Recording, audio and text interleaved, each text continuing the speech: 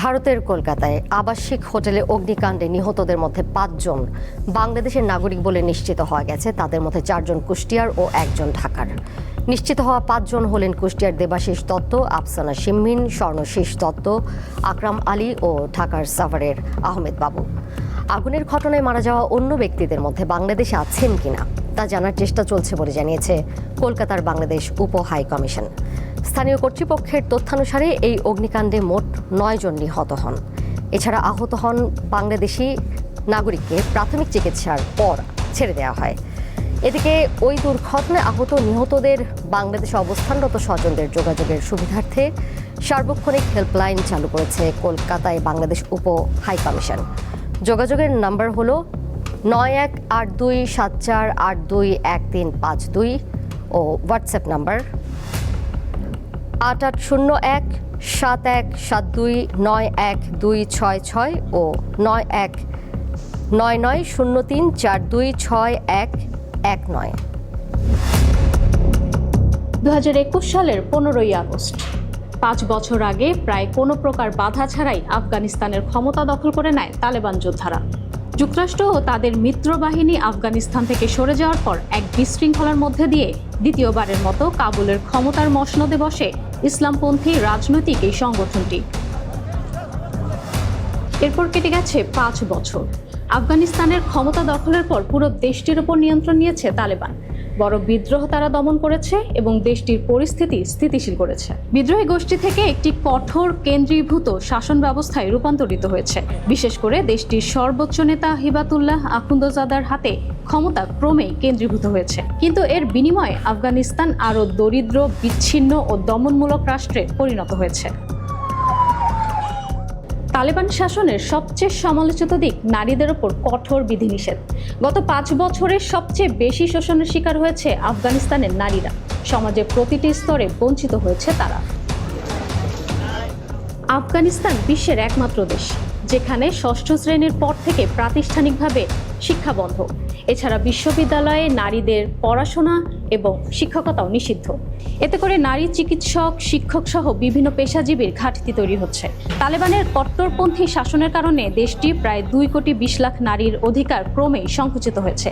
জাতিসংঘের তথ্য অনুযায়ী বর্তমানে আফগানিস্তানে মাত্র 7% নারী কর্মসংস্থানে যুক্ত হতে পারছেন।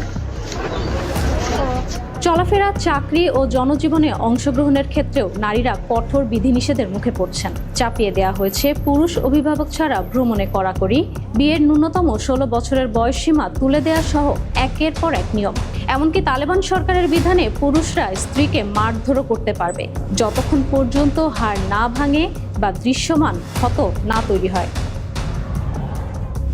তালেবান ক্ষমতায় আসার পর থেকে প্রকাশ্যে শাস্তির বিধানও জোরদার করা হয়েছে। গত 5 বছরে শত শত মানুষকে প্রকাশ্যে বেত্রাঘাতের তথ্যও রয়েছে।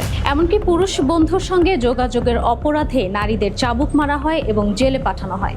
আফগান শিশুরাও তালেবান আমলে বড় সংকটে রয়েছে। সেভ দ্য চিলড্রেনের তথ্য মতে প্রতি 10 শিশুর একজন তীব্র অপুষ্টিতে ভুগছে।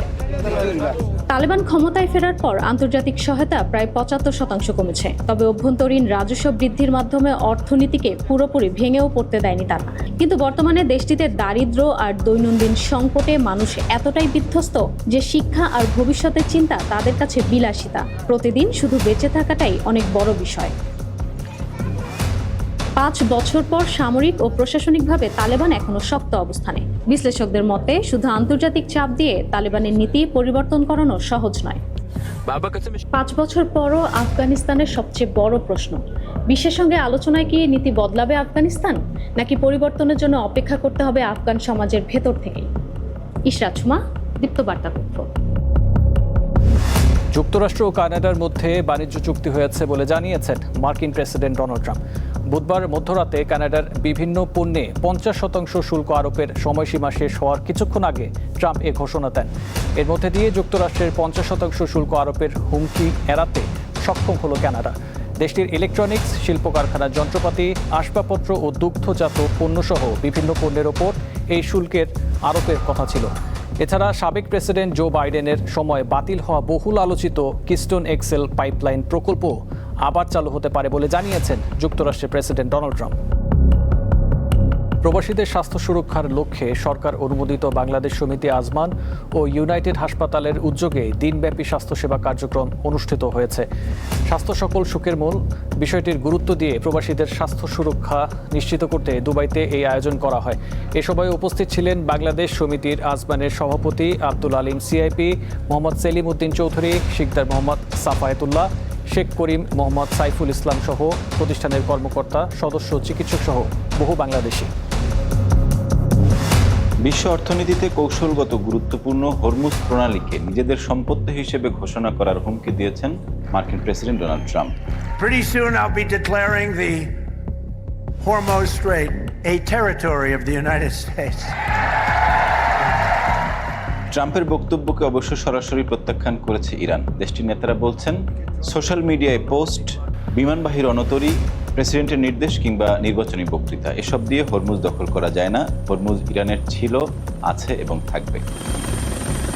ট্রাম্পের কথাকে পাত্তা না দিয়ে ইরান হরমুজ প্রণালীর আরেক মালিক ওমানের সঙ্গে প্রণালীর ব্যবস্থাপনা, যান চলাচল এসব নিয়ে আলোচনা অব্যাহত রেখেছে। প্রশ্ন হচ্ছে, ট্রাম্পের এই ঘোষণার বাস্তবায়ন কি আদৌ সম্ভব? চাইলেই কি ট্রাম্প হরমুজের মালিকানা দাবি করতে পারেন? এর আগেও ইরানের গুরুত্বপূর্ণ তেল মজুদ কেন্দ্র খার্ক দ্বীপ দখলের হুমকি দিয়েছিল প্রেসিডেন্ট ডোনাল্ড ট্রাম্প। তখন অবশ্য ইরানের নেতারা বলেছিলেন, বন্দুকের ট্রিগারে আঙ্গুল রেখে অপেক্ষা করছে আইআরজিসির সেনারা। এছাড়া ডেনমার্কের স্বায়ত্তশাসিত অঞ্চল গ্রিনল্যান্ড দখলের হুমকি দিয়েছিল প্রেসিডেন্ট ট্রাম্প। অর্থাৎ খার্ক, গ্রিনল্যান্ড কিংবা হরমুজ এসব দখলের হুমকি ট্রাম্পের একটি রাজনৈতিক কৌশল মাত্র। কোনো প্রেসিডেন্ট একতরফাভাবে ঘোষণা দিয়ে কোনো নতুন অঞ্চলের মালিক হতে পারে না। মার্কিন সংবিধান অনুযায়ী কোনো নতুন অঞ্চল মূল ভূখণ্ডের সাথে যুক্ত করতে কংগ্রেসে আইন পাশ হতে হয়। এছাড়া আন্তর্জাতিক আইনেও হরমুজ কোনো একক দেশের সম্পত্তি নয়। প্রণালীর দুই উপকূলে থাকা দুটি দেশ, ইরান এবং ওমান, এই প্রণালীর মালিক।